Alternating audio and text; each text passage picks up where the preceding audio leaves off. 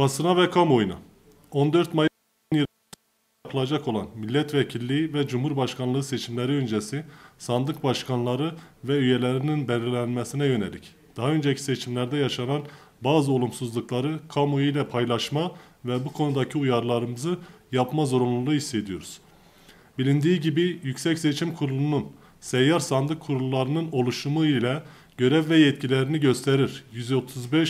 135-2 sayılı genelgesinin 4. maddesinde ilçede görev yapan tüm kamu görevlilerinin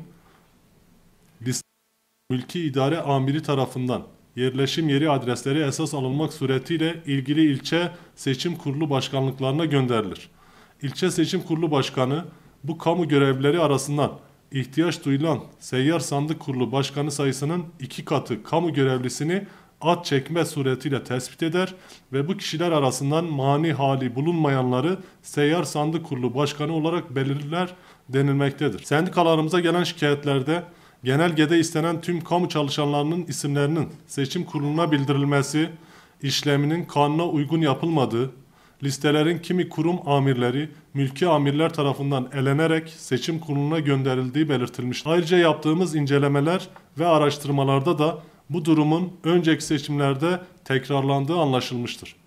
Özellikle son seçimlerde sendikalarımıza üye kamu çalışanlarına sandıklarda çok az görev veriliyor olması ve görevlerin büyük çoğunluğunun belli bir sendikanın üyelerine verilmiş olması da bu seçimlerde aynı usulsüzlüklerin yaşanacağı endişesi oluşturmaktadır. 657 sayılı Devlet Memurları Kanunu'nun 7. maddesinde devlet memurları siyasi partiye üye olamazlar. Herhangi bir siyasi parti, kişi veya zümrenin yararına veya zararına hedef tutan bir davranışta bulunamazlar. Görevlerini yerine getirirlerken dil, ırk, cinsiyet, siyasi düşünce, felsefi inanç, din ve mezhep gibi ayrım yapamazlar.